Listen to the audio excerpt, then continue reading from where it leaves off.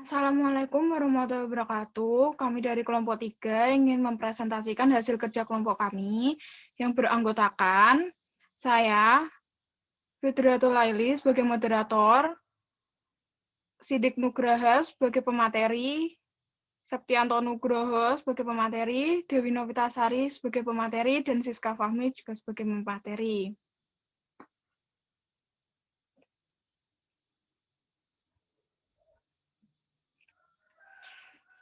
Ciri-ciri kelompok sosial akan dijelaskan oleh Septianto Nugroho.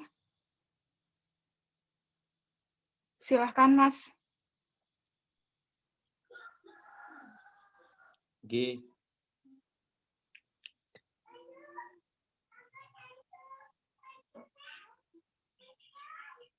Pihak luar mendefinisikan individu yang menginteraksi sebagai anggota kelompok. Individu yang berinteraksi mengidentifikasi cirinya sebagai anggota kelompok serta memiliki kesadaran bahwa ia merupakan bagian kelompok. Tidak terdapat hubungan yang sifatnya timbal balik, artinya dalam proses interaksi hari baik itu individu maupun kelompok dapat saling mempengaruhi satu sama lain,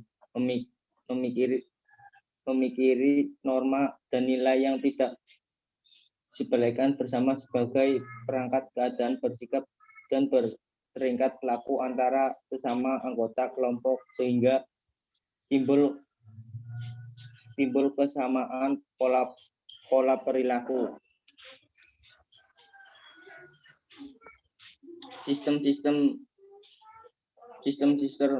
proses dalam kaitan ini kelompok sosial terbentuk jangkauan waktu tertentu dan sebagai konsekuensi dari interaksi dan aktivitas yang dilakukan secara terus-menerus, memiliki asas kebersamaan, solidaritas, memiliki kesamaan motif, visi, dan tujuan. Untuk selanjutnya, jenis-jenis kelompok sosial akan dijelaskan oleh Sidik Nugraha. Ya, baik.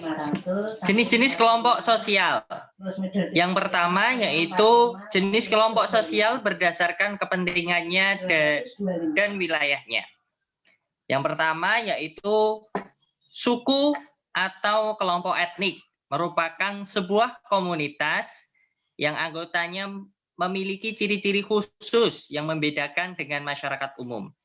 Sebagian besar suku atau kelompok etnik merupakan kelompok mayoritas. Suku atau kelompok etnik terbentuk akibat dari adanya migrasi, perang, perbudakan, atau perubahan batas wilayah politik.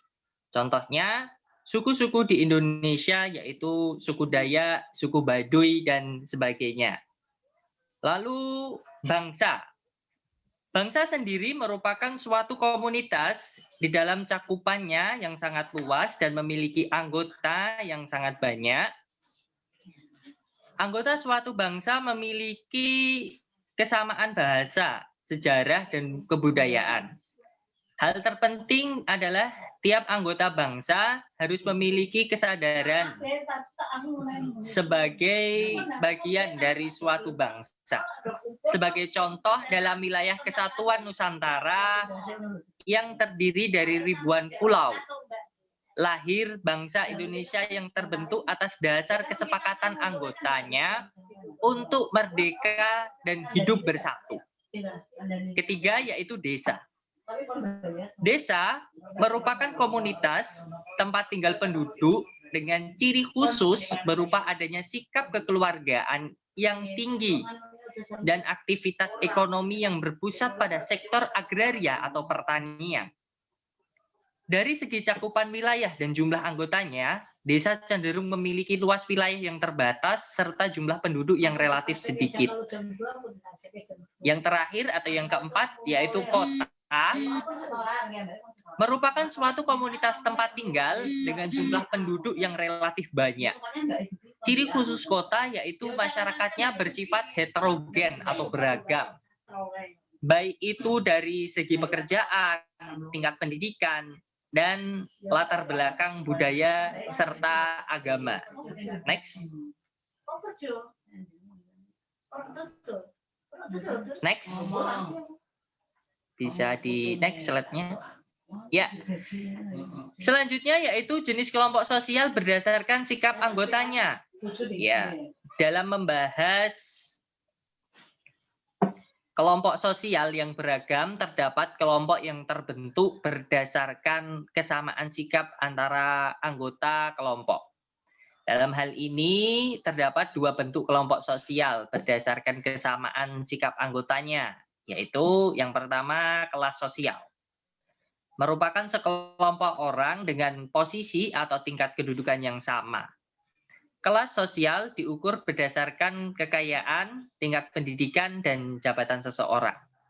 Lalu kelompok sosial merupakan sekelompok orang yang memiliki asal-usul, golongan, atau ciri-ciri fisik yang sama. Bentuk-bentuk kelompok sosial ini terbagi ke dalam kelompok etnis, ras, agama, dan gender. Terima kasih. Untuk materi selanjutnya bisa dijelaskan oleh Mbak Siska Fahmi. Baik, jenis kelompok sosial berdasarkan keturunan ada dua. Yang pertama, kasta, merupakan kelompok yang terbentuk berdasarkan ikatan kelahiran. Setiap kasta memiliki tradisi dan ritual tersendiri. Kasta merupakan tipe kelompok yang tertutup, dalam artian bahwa interaksi antar individu yang berbeda kasta sangat dibatasi. Sebagai contoh, di India, sistem kasta terbagi menjadi 4 tingkatan, yaitu Brahmana, Ksatria, Vaishya, dan yang terbawah adalah Sudra. Lalu yang kedua ada bangsawan, merupakan kelompok yang terbentuk berdasarkan ikatan kelahiran dari keluarga kerajaan. Sebagai contoh, pada masyarakat Jawa, kita mengenal sebutan kaum priyayi, yaitu para keturunan kerajaan yang terpelajar. Para priyayi menduduki posisi sosial tertinggi dalam masyarakat dengan menduduki berbagai jabatan dalam pemerintahan.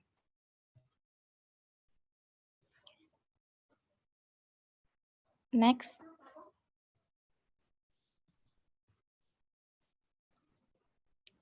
Jenis kelompok sosial yang bersifat teratur ada dua. Yang pertama, Gemeinschaft atau paguyuban.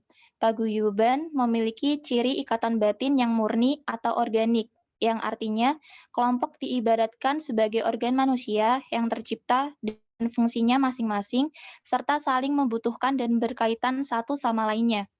Contoh paguyuban adalah keluarga serta kerabat dekat, bentuk kelompok sosial paguyuban. Yang kedua ada Gesellschaft atau patembayan. Adapun patembayan memiliki ciri ikatan batin yang mekanis, yaitu kelompok yang terbentuk atas dasar visi atau tujuan bersama. Contoh patembayan adalah adanya partai politik, komunitas pecinta kucing, persatuan buruh, dan lain sebagainya.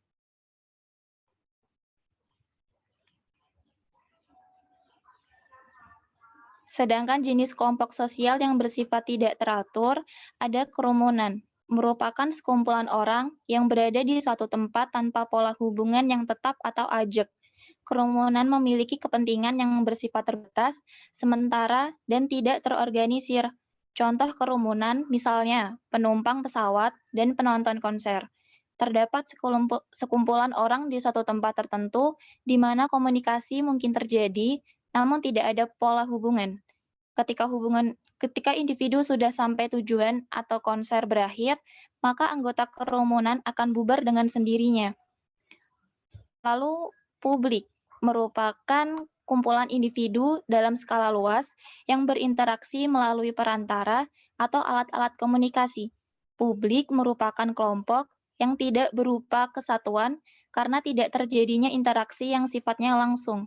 Sebagai contoh yaitu para pemirsa televisi atau melalui perantara TV, pendengar radio dengan perantara radio, serta pembaca surat kabar dengan perantara surat kabar.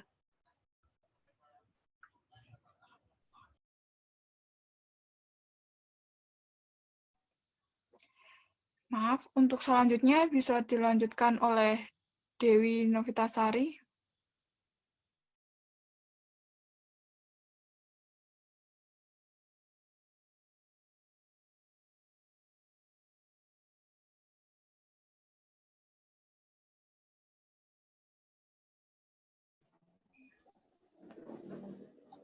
Halo Mbak Dewi.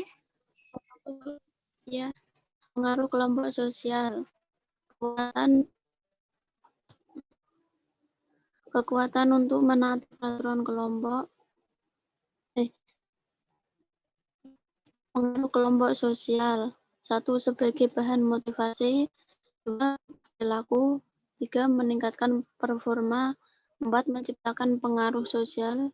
5. Kekuatan untuk menaati peraturan kelompok. 6. Menjaga stabilitas.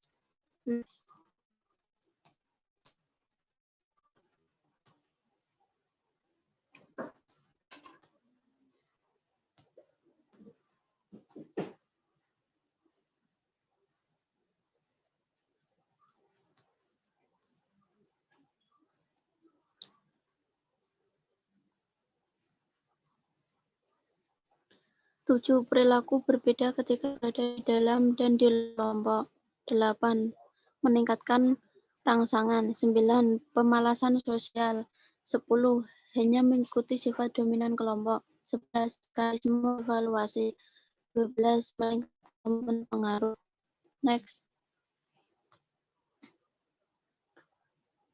Komponen sosial menurut Surjono Sukamto. 1. Kesadaran anggota merupakan hal yang penting dalam sebuah kelompok. Hal itu akan menimbulkan rasa memiliki yang pada gilirannya akan memelihara keutuhan kelompok. 2. Ada hubungan timbal balik antara anggota yang satu dengan anggota yang lain. Kelompok atau soliditas antara anggota akan memberi kontribusi perkembangan kelompok. 3. Rasa nasib, sepenanggungan atau sehidup semati dalam berkelompok bisa menimbulkan semangat untuk bekerja sama demi tujuan bersama. 4. Bersistem dan berproses dimaksudkan terdiri atas unsur yang saling menunjang satu dengan lainnya. Juga terdapat runtutan di dalam perkembangannya. Next.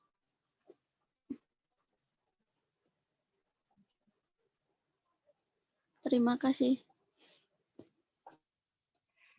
Baik, sekian presentasi dari kelompok kami. Apabila ada kekurangan kata atau kata-kata yang kurang berkenan, mohon dimaafkan. Wabillahi taufiq wal hidayah. Wassalamualaikum warahmatullahi wabarakatuh.